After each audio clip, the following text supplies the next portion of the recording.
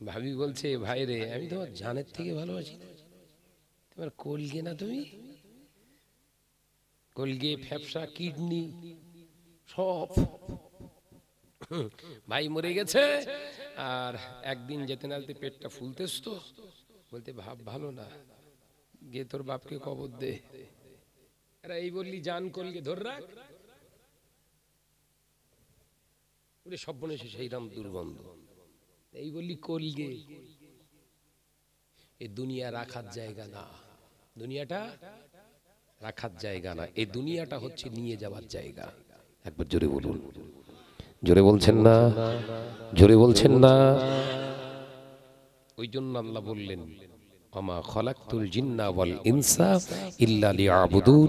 ওই জন্য নবী বললেন, আদ-দুনিয়া ও মাজরাতুল আখিরাত, এই দুনিয়াটা হলো নিয়ে যাওয়ার জায়গা। একবার জোরে বলুন।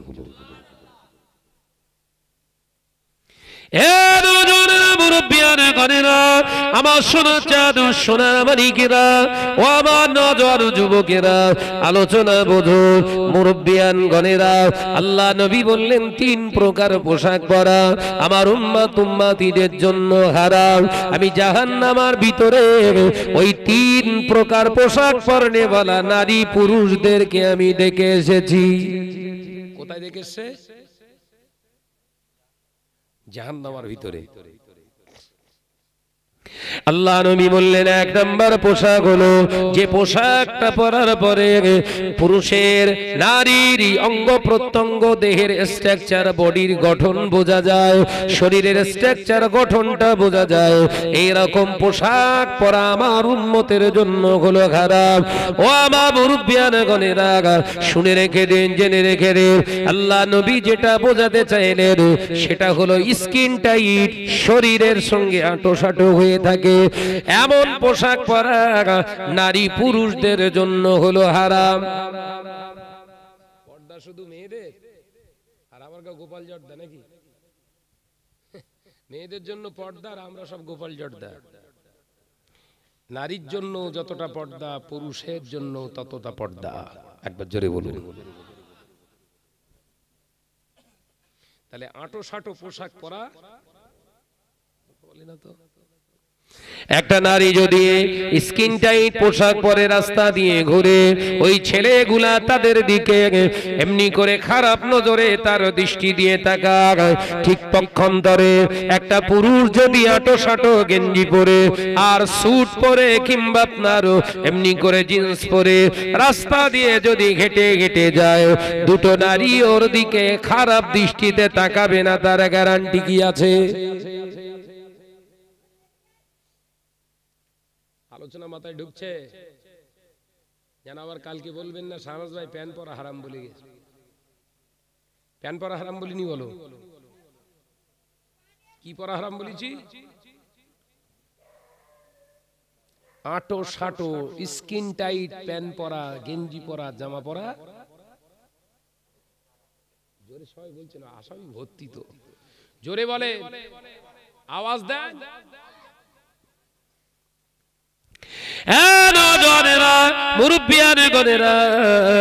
দ্বিতীয় নাম্বার পোশাক হলো যে পোশাকটা পরার পরে অন্তবাস দেখা যায়, অর্থাৎ শরীরের অঙ্গ প্রত্যঙ্গ গুলো বোঝা যায়, দেখা যায়। জালি পোশাক, হালকা কাপড়ের পোশাক পরা উম্মতি মুহাম্মাদীদের জন্য হলো হারাম। কিছু পুরুষ আছে আবার আদি কাপড় খোঁজে, মানে ভেতরে গেঞ্জি পরে আছে সেটা যেন দেখা যায়। কোন হুজুর ফতোয়া দেশ তোমার? সব যে হুজুর পড়তেছে ও হুজুর নিজে ঠেলা খাবে। বিশ্বনবীর ফেভার পোশাক ছিল মোটা কাপড়ের পোশাক। একবার জোরে বলবেন, জোরে বলছেন না? নবীর পছন্দনীয় কাপড় কি পোশাক? মোটা কাপড়। সুবহানাল্লাহ বলেন। হুজুর মসলা দিয়ে বার করেছে, আদি কাপড় চালাও।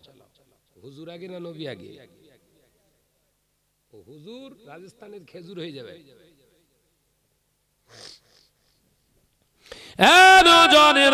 মুরব্বিয়ানগণেরা, ছেলেরা, বাচ্চারা, পর্দানাসীনা মা ও বোনেরা, আমার আলোচনা বোঝো।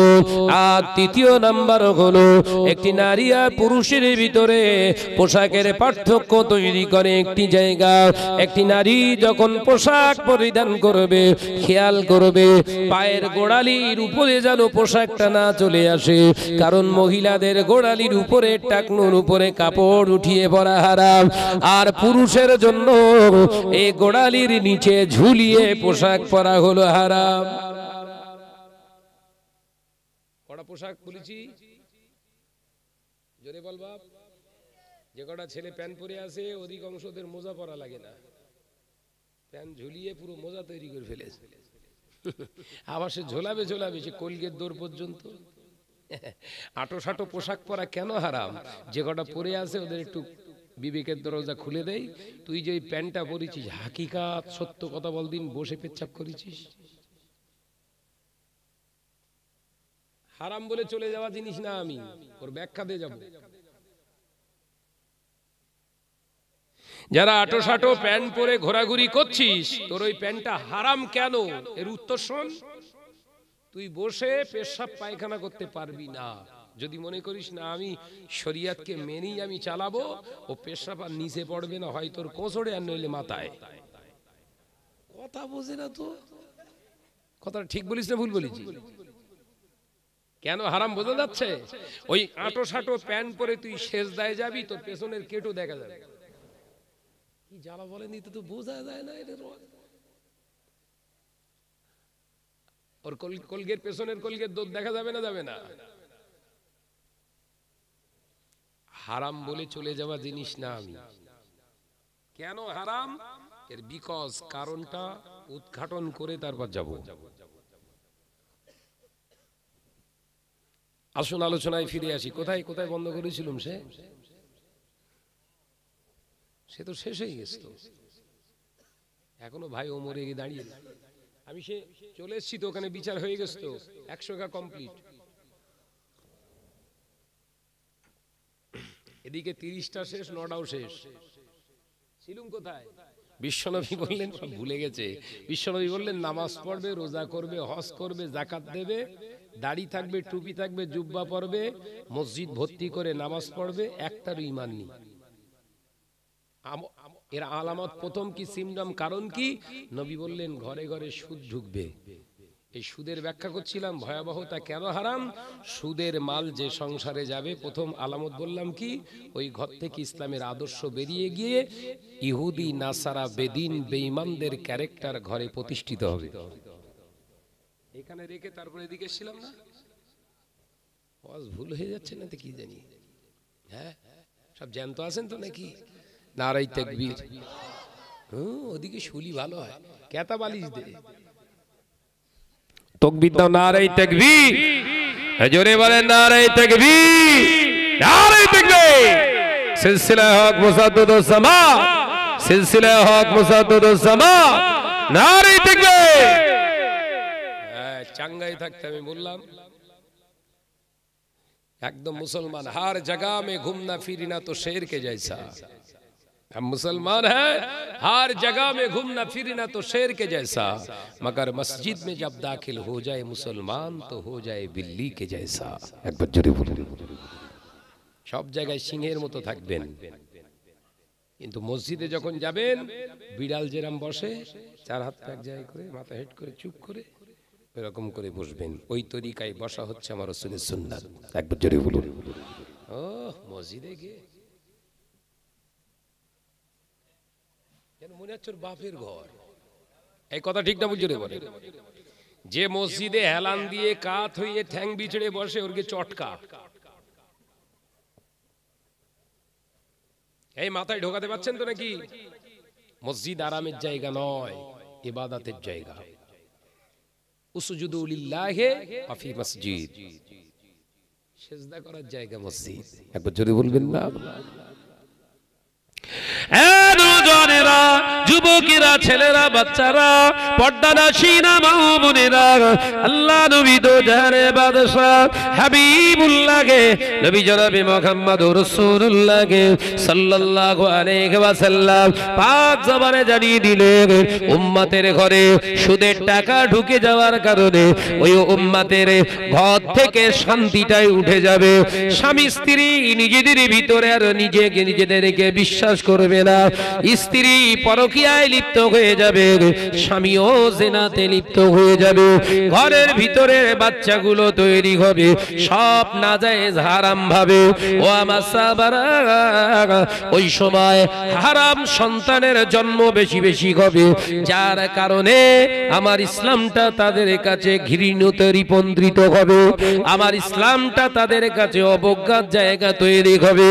ও আমার সাহাবারা, আমি রাসূলুল্লাহকে সাল্লাল্লাহু আলাইহি ওয়াসাল্লাম পাক জবানে জানিয়ে দিলাম, সুদের মাল দেহের ভিতরে ঢোকার কারণে ওর ভিতর থেকে আমি রাসূলুল্লাহর মহব্বতটা উঠে যাবে, আমি নবীর মহব্বত ওই মুসলমানের অন্তরে আর থাকবে না, ওর ভিতরে প্রতিষ্ঠিত হয়ে যাবে দুনিয়ার মায়া মমতা, বন্ধু বান্ধব স্ত্রী সন্তান সম্পদের মায়া প্রতিষ্ঠিত হয়ে যাবে, যার কারণে তাদের ওসিলায় ও তাড়াতাড়ি বেঈমান হয়ে যাবে। বিবির ওসিলায় স্বামী বেঈমান হবে, সন্তানের ওসিলায় বাপ বেঈমান হবে।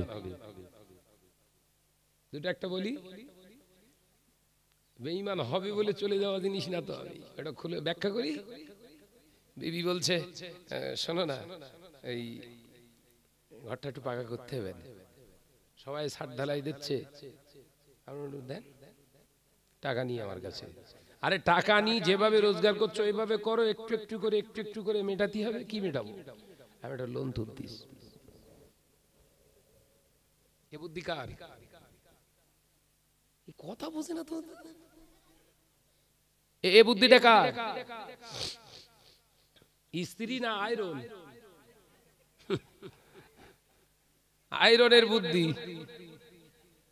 ওর মাথায় লেগে গেছে, তাই তো? ঠিক কথা বলেছ তো। ও তা কত লি আসবে? মোটামুটি 85 লাই। মিস্ত্রিকে আগে ইনস্ট্রুমেন্ট লাও, কতটা কি লাগে না লাগে দেখো, কত বাজেট, সেই হিসেবে লোনটা নেবো। ও লেপকে একদম পুরো ঘাসে উঠেছে একদম, তাই তো? এইরকম বিবি দরকার। যে মুসলমানটা হালাল রাস্তা ছেড়ে দিয়ে হারামের উপরে ভরসা করে, আর ইমানদার থাকে না।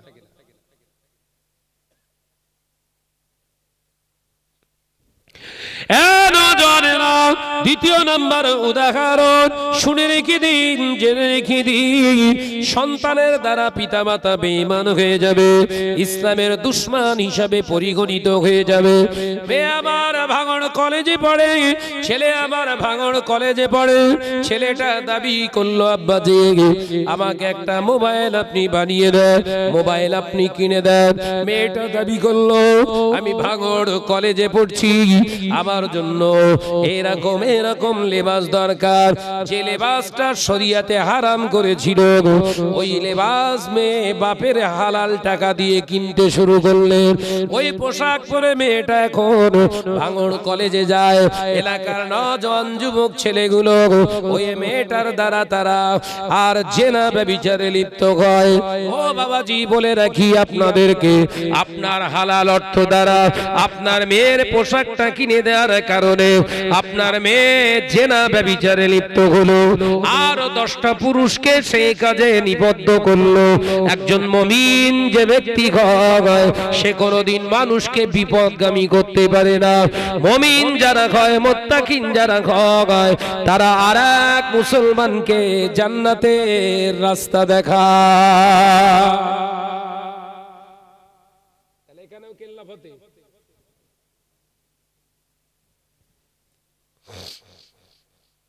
আপনি কার বুদ্ধিতে চলবেন? আপনার বিবির বুদ্ধিতে, শরিয়াতের বুদ্ধিতে, না আপনার বুদ্ধিতে?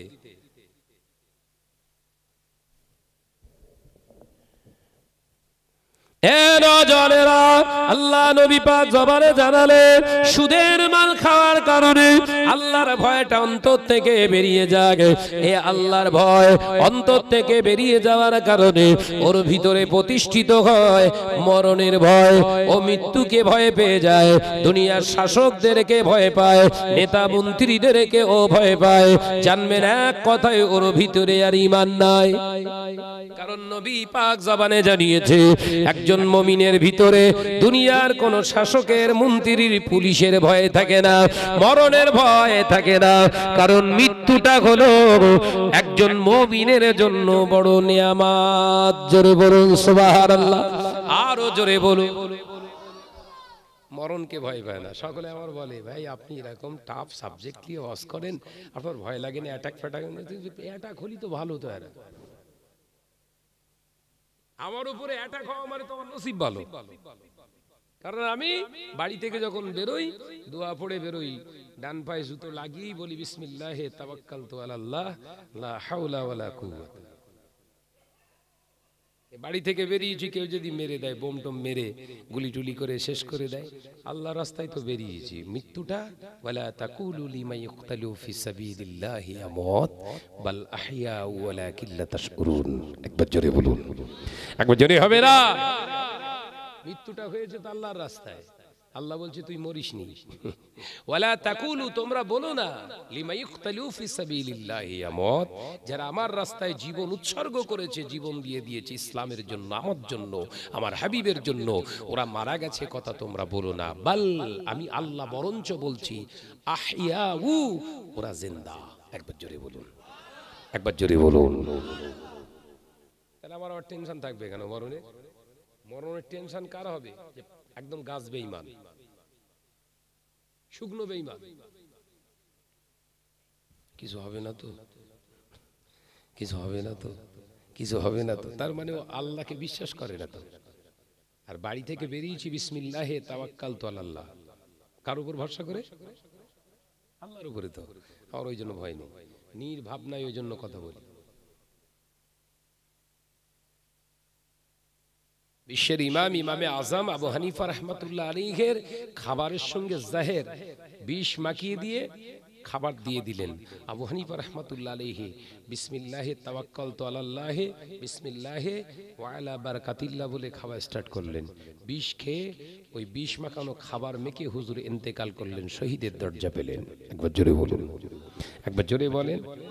বিশ্বের ইমাম আবু হানিফা রাহমাতুল্লাহ আলাইহির লাশ মুবারক যখন জেলখানা থেকে বার করলেন, মালিক বিন মারওয়ানের নেতৃত্বে যখন লাশ মুবারককে বের করে নিয়ে যাচ্ছেন, তখন একজন বুড়ি মহিলা জিজ্ঞাসা করলেন, ও বিশ্বের ইমাম, ইমামে আজম আবু হানিফা নোমান বিন সাবিত, আপনি বলুন, আমি প্রশ্ন করেছিলাম দাড়ির মূল্য বেশি না আমার ছাগলের দাড়ি, আপনি তো উত্তর দেননি। আপনি মারা পড়ে গেলেন, দুনিয়া ছেড়ে চলে গেলেন।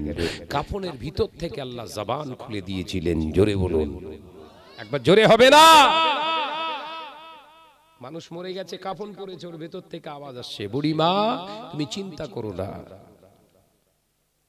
ও বুড়িমা তুমি চিন্তা করো না, আমি নোমান বিন সাবিত যদি ঈমান না নিয়ে মারা যেতাম, যদি ঈমান না নিয়ে আমি বেঈমান অবস্থায় যদি মারা যেতাম, তাহলে আমার মুখের দাড়ি থেকে আপনার ছাগলের দাড়ির মূল্য বেশি হতো। ও মা, বুড়িমা, এখন আলহামদুলিল্লাহ আল্লাহ পাক আমার মৃত্যুটা শুধু দেননি, ঈমানের সঙ্গে শহীদের দরজা দিয়েছে। ও বুড়িমা, এখন আমি নিঃসন্দেহে বলে দিতে পারি আপনার ছাগল এর মুখের দাড়ি থেকে এই নোমান বিন সাবিতের মুখের দাড়ির মর্যাদা 1000 গুণে বেশি। যারা কাঁধে করে নিয়ে যাচ্ছিলেন সবাই ভেবেছিলেন ইমামে আজম আবু হানিফা জিন্দা, কিন্তু নেই তো। আল্লাহ বলছে ওরা জিন্দা। আমার রাস্তায় মরে, ওরা মরে না, ওদেরকে বলো না ওরা মারা গেছে কথা বলো না। কে বলছে? জোরে বলছেন না কেন? আল্লাহ বলছে যে আমার রাস্তায় জীবন দিয়েছে, হকের রাস্তায়, সত্যের রাস্তায়, দ্বীনের রাস্তায়, কোরআনের রাস্তায়। ওরা মারা গেছে কথা বলো না, আমি আল্লাহ বলছি ওরা জিন্দা। একবার জোরে বলুন। ওই তার প্রমাণ দিয়ে গেলেন। ভাইরা, নজনেরা, মুরব্বিয়ান গনেরা, আমি আপনাদের বোঝাতে চেয়েছিলাম তাহলে আপনার হারামের মাল ঘরের ভিতরে ঢোকার কারণে আল্লাহ নবী পাক জবানে জানিয়ে দিলে আপনার ঘর থেকে শান্তি যাই উঠে যাবে। ইসলাম মানে শান্তি। আপনার ঘরে শান্তি নাই, তার মানে এটাই দাঁড়ালো আপনার ঘরে আমার আল্লাহর ইসলাম নাই, আমার নবী প্রদত্ত ইসলাম আপনার ঘরে নাই, সেই জন্য আপনার ঘরে শান্তি নাই। ও নজনেরা, যুবকেরা, ছেলেরা, বাচ্চারা, তৃতীয় নম্বরে রাসূলুল্লাহ জানালেন, ও আমার সাহাবীরা, সুদের মাল ঘরের ভিতরে ঢোকার কারণে, দেহের ভিতরে ঢোকার কারণে সব থেকে লাজিস্ট যেটা বেরিয়ে যাবে ওটা হলো লজ্জা, হায়া ওর ভিতর থেকে শেষ হয়ে যাবে। ওই ছেলে, ওই মেয়ে, ওই পুরুষের, নারীর ভিতরে আর লজ্জা থাকবে না, লজ্জাহীনা নারী তৈরি হবে। সুদের মাল ভিতরে ঢোকার কারণে ওর ভিতর থেকে আল্লাহর ভয়, ওর ভিতর থেকে নবীর ভালোবাসা, আর ওর ভিতর থেকে লজ্জা, হায়া জিনিসটা পালিয়ে যাবে। সংগঠিত হবে ওর ভিতরে, লজ্জার জায়গায় তৈরি হবে জিনা, ব্যভিচার। তখন মুসলমানের ঘরে ঘরে ইবাদতের জায়গায় জিনা বেশি হবে। হচ্ছে যে ষাঁড়ের সঙ্গে প্রতি সপ্তাহে মিটিং করে, কিছু কিছু জায়গা থেকে ফোন করে বলছে, হুজুর আপনার অস্টাই ঠিক, সে আমার গা অমুকের বউ পেলিয়ে গিয়ে কথা জুতেই রকম। কি হয়েছে? বন্ধন গ্রুপের ষাঁড়ের সঙ্গে ফুড়ুত চড়াই পাখি পালিয়ে গেছে। কথা বুঝতে পারেননি? তাহলে শরিয়াত আপনাকে দিয়েছে যে সুন্দর বিধান, সেই সিস্টেমটাকে আপনার মনের মতো করে নিতে গিয়ে আপনি হয়ে গেছেন অস্থির, আপনি হয়ে গেছেন চঞ্চল, আপনার জীবনে এসেছে বিরাট একটা উচ্ছৃঙ্খল একটা জিন্দেগি। ইসলাম শান্তি শেখায়, ইসলাম শান্তি, ইসলাম আপনার ঘরে শান্তি প্রতিষ্ঠার লক্ষ্যে এই বিপ্লব চালিয়েছেন। সেই বিপ্লবে আল্লাহ পাক সন্তুষ্ট হয়ে গোটা বিশ্বের জমিন আল্লাহ ইসলামের পতাকা উড্ডীয়মান করে দিয়েছে। একবার জোরে বলুন। আপনি মুসলমান ঘরের ছেলে, আপনি মুসলমান ঘরের মেয়ে, ইসলামকে আপনি মানেননি, সেই কারণে আপনার ঘরে এত রাহাজানি, এত অন্যায় অত্যাচার, এত শরিয়াতের খেলাফ কাজ করেন। ওই জন্য আমি আপনাদের ছোট ভাই বোঝাতে এসেছি, ইসলামটাকে আগে বোঝো।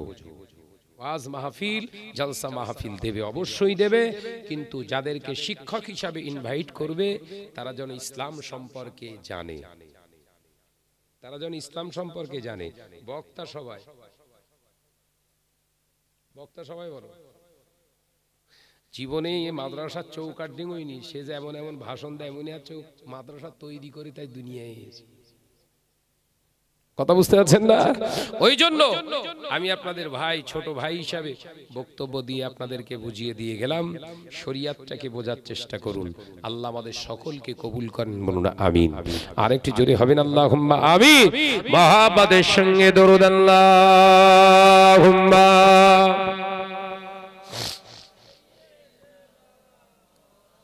এই সাইডে আওয়াজ কমে গেছে, এই সামনটা ঠিক আছে, দুই ধারে ফাঁকি মেরতেছে। একটু উচ্চ আওয়াজে আল্লাহুম্মা সাল্লি আলা।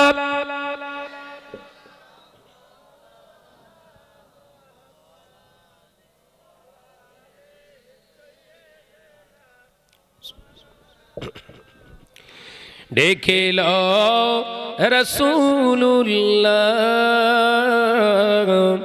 রোজা পাকের কিনারে, আমি সইতে পারি না বিরহ ব্যথা,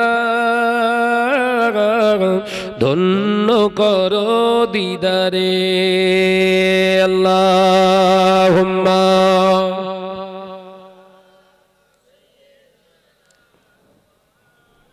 একটু আওয়াজ দিয়ে পড়ো বাবা।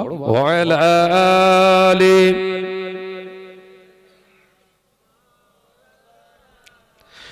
নূরে উজ্জ্বল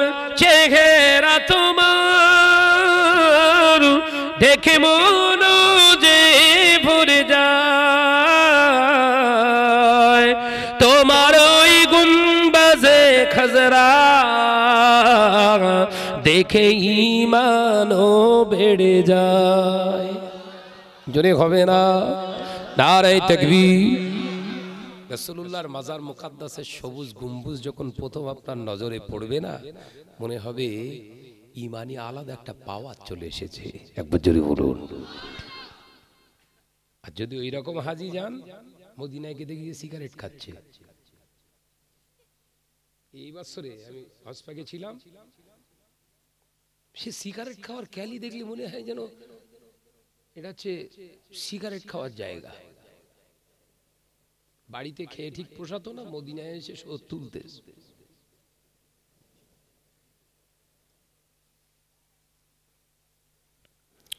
দেখেল রাসূলুল্লাহ রওজা পাকের কিনারে, আমি সইতে পারি না বিরহ ব্যথা, ধন্য করো দিদারে। আল্লাহুম্মা সাল্লি আলা